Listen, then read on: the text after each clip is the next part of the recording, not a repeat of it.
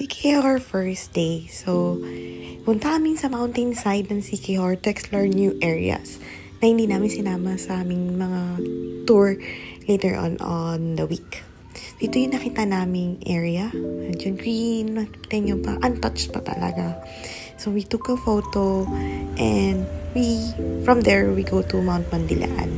Ito makikita nyo yung taas ng mga canopy, yung iba't ibang halaman. This is all, we hold also here the Healing Festival. So, dito yung Island View Tower. So, may makikita po kayong arrow na pataas at doon meron kayong lalakaring stairs and paakyat ito at paakyat din ng tower. Sa taas ng tower, ito po yung makikita nyo. Ang ganda ng sunset. Ang ganda. Kailangan nyo lang pong umuwi ng maaga or mabilis dahil madilim po yung daan na pababa dun sa mga palian.